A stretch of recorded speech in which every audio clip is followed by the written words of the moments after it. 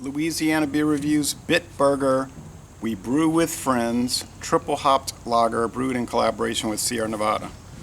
5.8% alcohol. 30 international bitterness units in an 11.2 ounce can,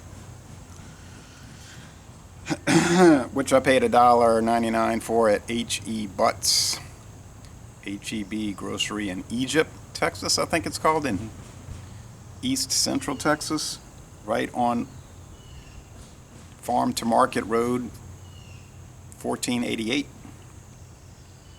Born on January 28, 2020. It's got the born on date, guys. And it's Best Buy January 27, 2021. They use United States of America Centennial hops and Cascade hops. So American, Centennial, Cascade, plus German Cascade hops. And then they have the Siegel, the secret hop blend. So it's really not triple hop, it's triple plus more hops. Multi-hopped beer. Gets a very good score on Beer Advocate, 88 out of 100, 73 out of 100 on Rate Beer, 71 out of 100 in the style. They're not too thrilled with it. And 69 on Untapped. So, very good Beer Advocate saying, but not extraordinary scores. So let's check it out. And Butts Grocery, H-E-B, has all the singles the same price, $1.99. Doesn't matter what level it is. Like, I guess that's the way they do it. The real expensive stuff and the cheap stuff all be $1.99, so it evens out for them. Whereas Matherns here will price things accordingly.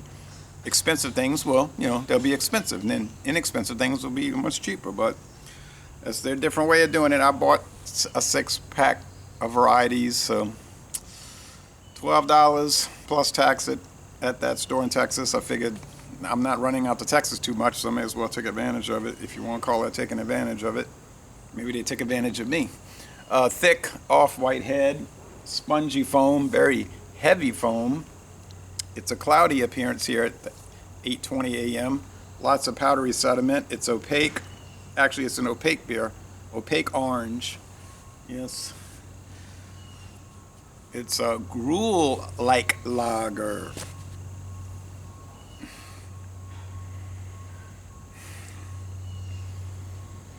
Smells, you might hear that crickling crackle. Boy, that's a thick head of foam. Smells hoppy, malty, maybe, I guess it's even, like bready malts and the resinous hops kind of running side by side. It's an intense aroma though. I like it. Let's go with the taste.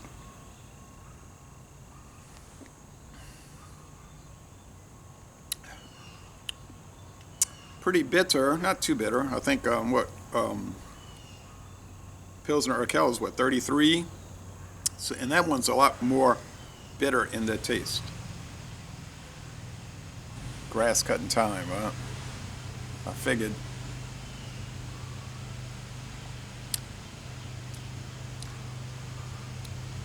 Bready, white bread, kind of a soft mouth feel. High, medium body, like nearly heavy bodied, and a pretty dry finish. I don't know about crisp, but dry-ish. Had a feeling he's going to be cutting that grass. Kind of on the sweet side, a little bit. Now, how does this compare with the regular Bitburger? I don't think it's as good. The regular Bitburger is so crisp, clean, refreshing, light body. What is it, 4.9? This is a much stronger product, 5.8, more of a malt liquor, which I'm not against that. A German Reinheitsgebot malt liquor, non-adjunct malt liquor. Like the Optimator. I noticed that one store around here got a whole bunch of Optimator in. Delightful product. Doppelbock malt liquor.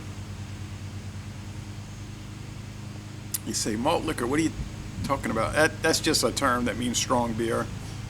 They use that term in the United States to kind of skirt the laws that don't allow strong beer sales, but they'll wink you know, with malt liquor or lager. A lot of companies found out now if you just call it high gravity lager, they'll let it slide.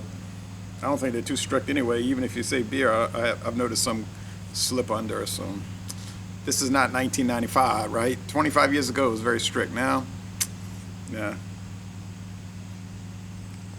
But if you want to be on the safe side, say malt liquor and you got it, or lager, or ale. Now that it's strict in that sense that if it's lager, it does have to be bottom fermented at cold temperatures, and ale has to be top fermented at high temperatures. I was reading the Tax and Trade Bureau website earlier this week, and they were talking about ale.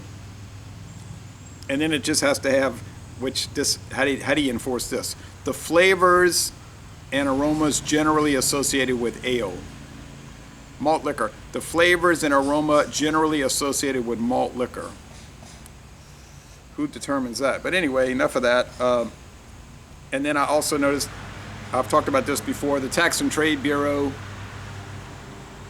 can't blame me for cutting the grass. The Tax and Trade Bureau website also has legal definitions of mixed drinks, cocktails, Bloody Mary. It's fascinating to read those. Like, wouldn't you like to be the United States cocktail inspector?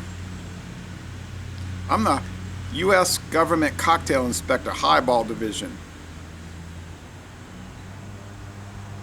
I want an old fashioned and I want it now. It's higher than a 71 or 73 or 69. I think 88 is a good score. Yeah, 88, very good from Beer Advocate.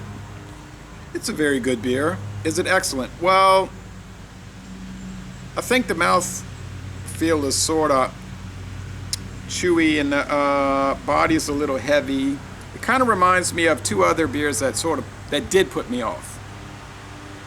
And that was Mama's Little Yellow Pills, which had the same feeling to it from Oscar Blues, and the Victory Prima Pills. We can't get Victory beers in Louisiana anymore. I think the last time we got them here was 2014. I used to like some of them though, a lot. But those had that same kind of, I mean, they really were like American malt liquor mouthfeels. In a King Cobra type sense. I know, that uses corn and rice. I get that, I understand that. But still, what you're feeling is similar. Except the King Cobras and those kind of things will be more little slick. Not slick, what you say? Not slimy, oily, something.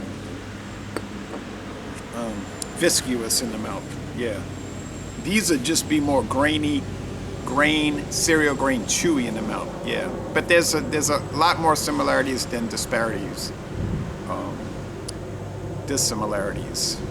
But still a very good product. 88. I'm gonna go along with Beer Advocate. Oh, it feels cool all of a sudden. 88 out of 100. Very good product. $1.99 a can. Well, you know, you want to get the singles. You're there at HEB. You just get what you can get. You don't complain about it.